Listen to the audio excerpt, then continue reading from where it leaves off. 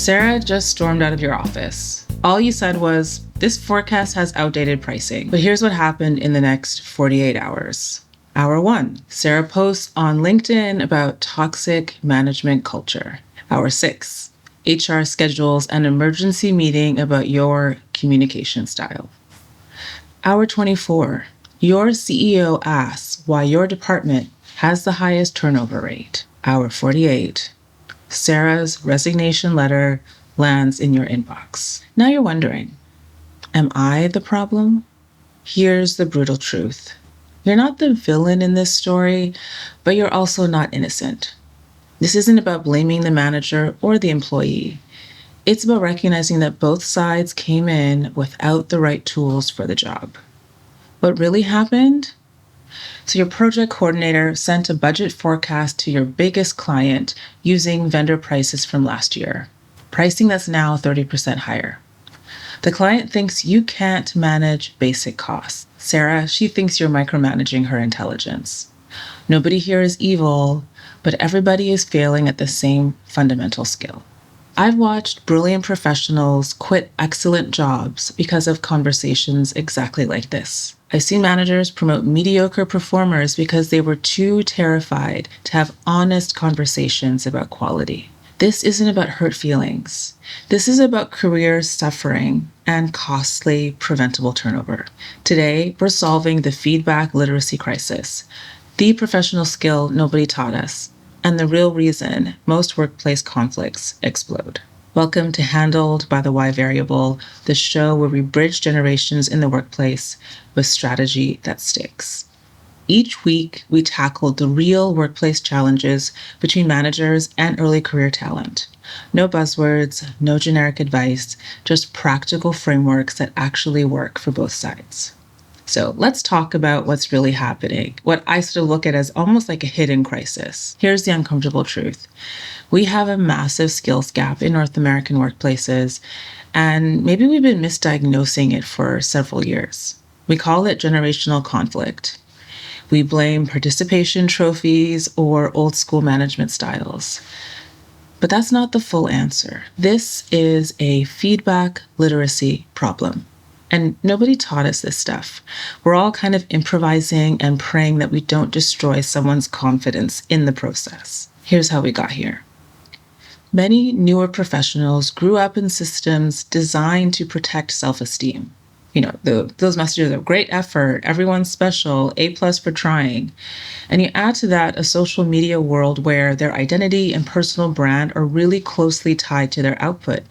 And you can see why they might feel an identity threat when their work is critiqued. And managers on that side, they've learned feedback from bosses who believed, if you can't handle criticism, then you can't handle responsibility. These two worlds are now colliding in conference rooms across the continent, and it's devastating. Feedback literacy is the ability to give and receive professional critique without it becoming personal warfare or performance theater. Here's what the breakdown looks like in real time.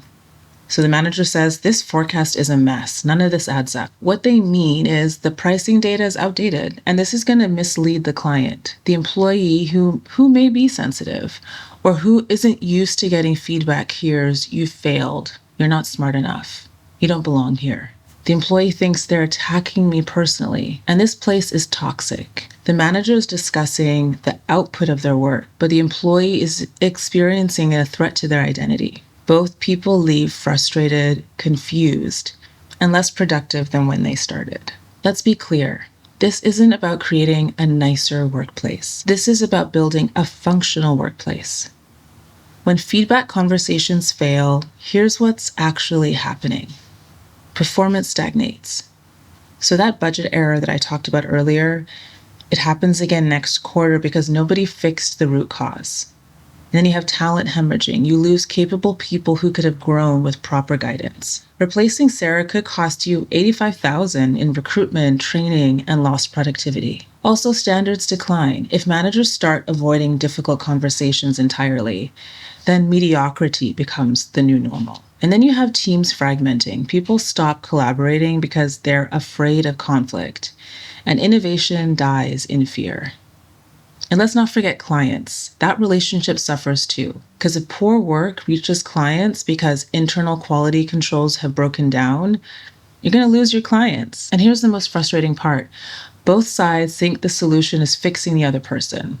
Managers think if they could just handle feedback like professionals, the employee thinks if they could just communicate without being jerks. Meanwhile, everyone really wants the same thing: excellent work, professional growth, mutual respect.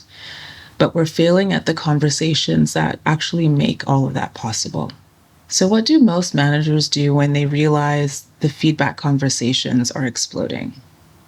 Well, one thing that they do is the cushion strategy. I mean, we've all experienced this.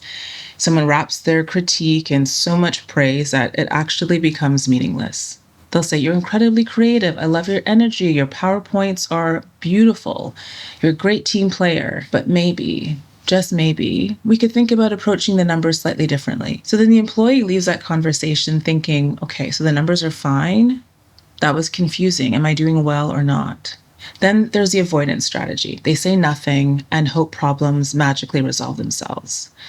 So you go, "I'll just fix it myself this time. No point creating drama over one mistake." And then months go by.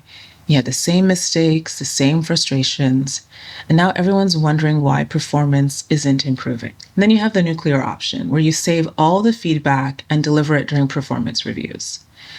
So you're at the 6-month mark and suddenly you're talking about 7 issues from the past. And the result is complete overwhelm and zero chance of meaningful improvement. And the reason why all of these approaches fail is because they treat feedback like emotional management instead of professional development. And look, the real issue here, the insight, is that professional feedback is not personal judgment.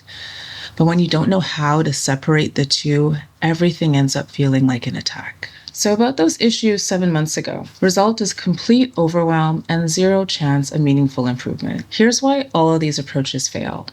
They treat feedback like emotional management instead of professional development. The real insight here is professional feedback is not personal judgment. But when you don't know how to separate the two, everything feels like an attack. Now here is a framework that changes everything. 3 rules that work across every generation, personality type, and professional level. The first rule is to separate the work from the person, always. The wrong approach: you need to be more thorough with your research. The right approach: this market analysis needs additional data to support the projections. One version judges character, the other assesses output. Rule number 2, focus on impact, not intention. The wrong approach would be to say, "You don't seem to care about deadlines." The right approach: when deliverables are late, it delays client approval and it puts the entire project timeline at risk. One version assumes motivation, negative one, obviously, but the other one, it explains consequences. Rule number 3, build self-evaluation skills. And this can be a real game changer question. It's to ask the employee, what's your take on how this turned out? The reason why this is powerful, this single question builds professional self-awareness. You're showing that you respect their judgment. You make the conversation collaborative instead of confrontational. And it reveals whether they already know what needs fixing. This isn't just another communication tip, although yes, it is that. But this is also how high-performing teams actually operate. They communicate well, and they're specific. So let's replay Sarah's story using feedback literacy principles. So the original sort of broken conversation. The manager says, "Sarah, this forecast isn't accurate. You need to redo it." Sarah's internal response is, "I'm incompetent. I failed. He thinks I'm stupid." Sarah's response, "Okay, I'll fix it."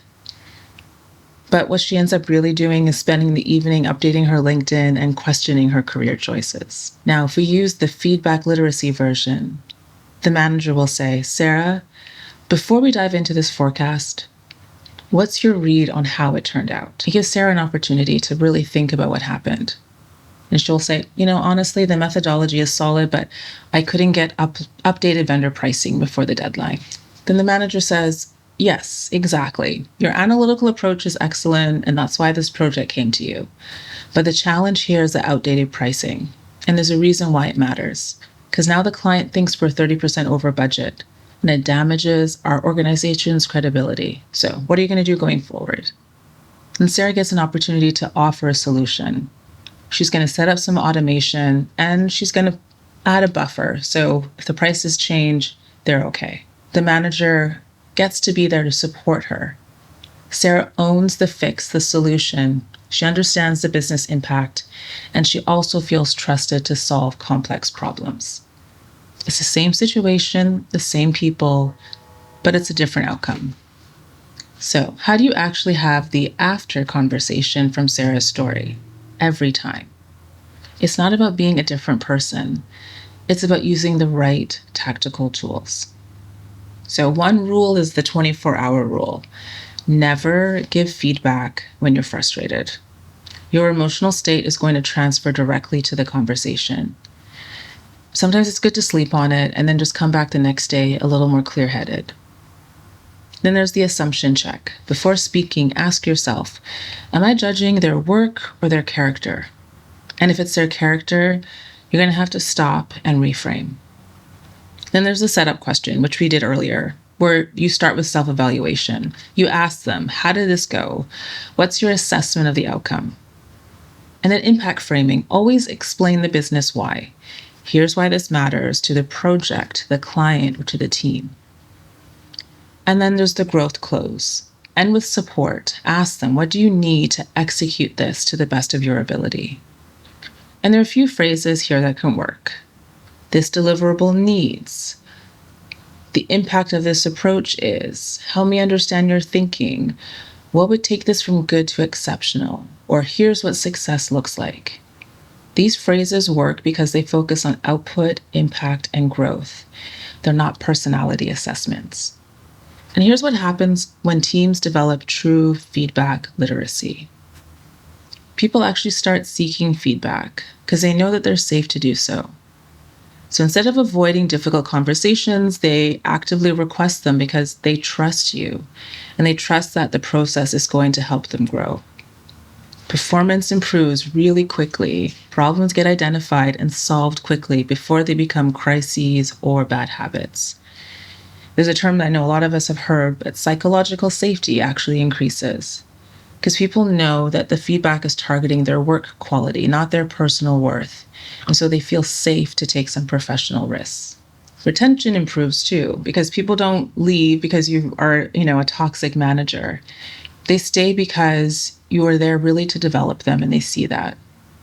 And client satisfaction is going to improve too, because you'll be able to deliver better external deliverables. I don't know about you, but I've seen environments where feedback conversations were so broken that people literally hid in their offices when their senior manager arrived to the office. No one should work in that kind of environment. So Sarah, she doesn't need thicker skin, but she needs feedback that makes sense. And the manager, he didn't need to be nicer. He just needed to be more precise. So the transformation can happen when both sides learn to separate professional standards, which should be of quality. Let's not forget that quality is still important, but let's separate that from personal judgment. That is feedback literacy in action. So here is my challenge to you this week. If you're a manager, practice that setup question. Before giving any feedback, ask your employee, what's your take on how this turned out? Then actually listen to their response. And from there, you can build your own self-assessment. For team members, when you receive feedback, ask clarifying questions. What specifically can I do, or what can I focus on to improve this or to elevate this? And this shifts the conversation from judgment to action that you can actually take. And for everyone, remember that professional feedback is intelligence. It's data about your output. It's not evidence about your identity. And look, sometimes we have to channel our inner Taylor Swift and admit, maybe I'm the problem here. Maybe my approach needs work. Maybe I'm the one who needs to look in the mirror. This isn't self-attack, it's self-awareness. And self-awareness is the foundation of professional growth. Ultimately, don't you want to know what you need to improve upon? Imagine never knowing and always struggling when you could experience the opposite and actually thrive in your career. I hope you found this to be helpful. If you did, please hit subscribe or follow, turn on notifications. As mentioned in the last episode, I built a free manager's cheat sheet to help you translate expectations and build trust early. It's a great resource to help you to manage well. Okay, that's it for this week. Let's keep building workplaces where talent thrives, regardless of generation.